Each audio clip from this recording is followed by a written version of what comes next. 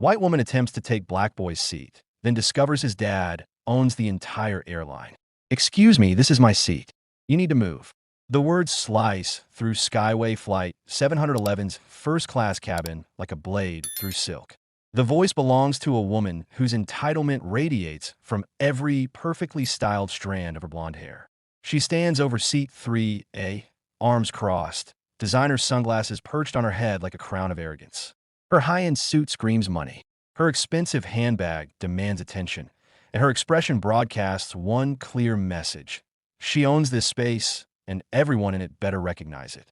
But sitting in that seat, her seat, according to her warped worldview, is a young black boy, 12 years old, maybe 13, wearing a press school uniform that speaks of careful preparation and excited anticipation. His small hands clutch a boarding pass like it's a lifeline, his wide brown eyes reflecting confusion that's rapidly morphing into something deeper, something more painful. This isn't just about a seat anymore. This is about dignity under fire, about grace in the face of hatred, about a child learning that the world can be crueler than his parents ever prepared him for. The tension in the cabin is thick enough to choke on. 24 passengers in first class, and every single one can feel the electricity crackling through the air. Conversations die Mitsentense. Laptops close, magazines lowered. Phones emerge from pockets and purses as passengers realize they're witnessing something that needs to be documented, something that will either restore their faith in humanity or shatter it completely. The boy, Marcus Sterling, though the woman will never bother to learn his name, looks up at this wall of hostility towering over him. His voice, when it comes, is soft but clear, carrying the kind of dignity that adults spend lifetimes trying to cultivate. "Ma'am, this is my seat." He holds up his boarding pass with trembling fingers. "Seat 3A, first class. My dad bought this ticket for me." She snatches the pass from his hands with the casual cruelty of someone who has never learned that other people's feelings matter. One glance, barely a glance, before she tosses it back like it's contaminated with something infectious. "Mistakes happened, sweetie. Obviously, someone felt sorry for you and upgraded you by accident. This is first class. You need to sit in the back where you belong." The words hit like physical blows, where you belong. For words carrying centuries of discrimination, generations of exclusion, the ugly DNA of prejudice that still pulses through society despite decades of progress and protest. The phrase hangs in the recycled cabin air like poison gas, making decent passengers literally recoil in their leather seats. But this woman, let's call her Ava, isn't done. Oh no, she's just getting started. She plops herself down in seat 3A with theatrical flair, spreading her belongings across both armrests like a dog marking territory. Her designer jacket claims the window seat. Her oversized purse colonizes the boy's space. She's establishing dominance through sheer force of entitlement. "Listen, honey," she continues, settling into stolen comfort with obvious satisfaction. "I fly first class every week. I know how this works. Someone made a mistake with your ticket. Probably felt charitable or something, but that doesn't mean you actually belong here. The flight attendants will sort this out once they realize what's happened." Marcus stands frozen in the aisle, his boarding pass clutched against his chest like armor that has already failed him. Around him, the cabin's atmosphere thickens, whispers rising like storm clouds. Passengers stop pretending to mind their own business. What began as a simple seating confusion now feels like something uglier.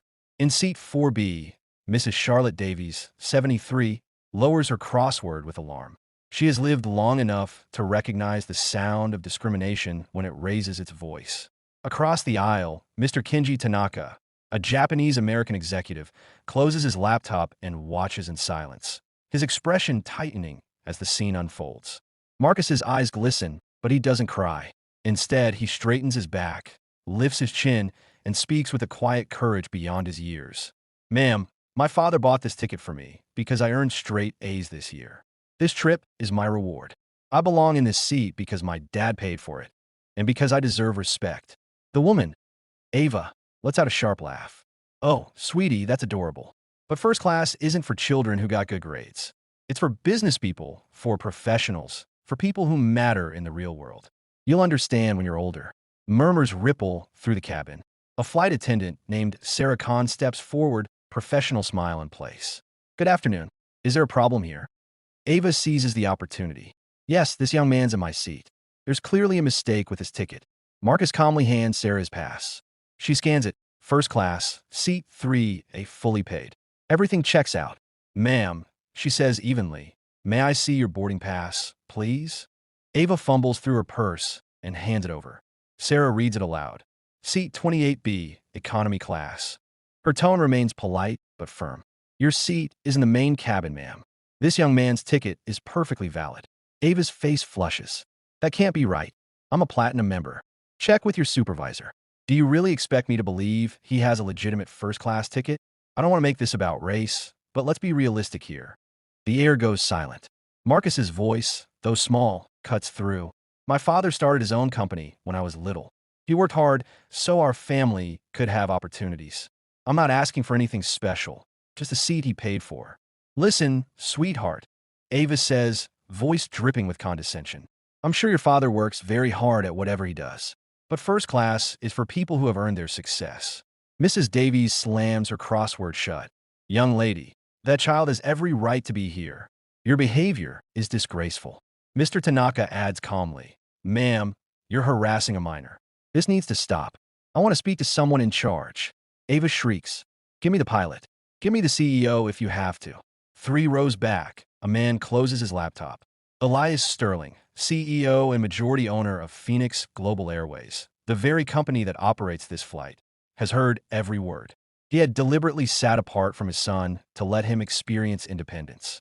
But now, his paternal instinct outweighs restraint. He rises from seat 6A, tall, composed, radiating quiet authority. He rests a reassuring hand on Marcus's shoulder.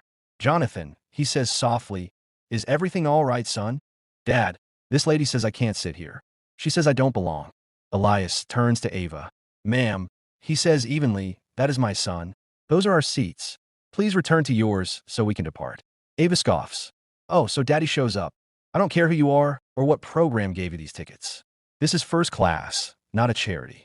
Elias gives her a calm, warning smile and dials a number on his company phone. This is Elias Sterling, he says quietly when the line connects. We have a disruptive passenger in the first-class cabin of Flight 711. Please inform Captain Mendez and ground security. Ava's confidence falters. Within minutes, Captain Mendez herself appears, flanked by 2 airline security officers. Mr. Sterling, she says clearly, I'm terribly sorry about this incident. We'll take care of it immediately. The color drains from Ava's face. Mr. Sterling, she whispers. The Mr. Sterling? Captain Mendez nods. Yes, ma'am. You've been harassing the CEO of Phoenix Global Airways and his son. Your ticket is for economy class, and your behavior violates our passenger conduct policy. Ava stammers, words tumbling uselessly. I didn't know. That's precisely the problem, Elias replies quietly.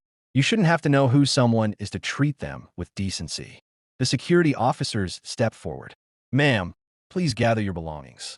As Ava walks the long aisle toward economy, phones discreetly record her retreat. The walk of shame now immortalized by dozens of witnesses.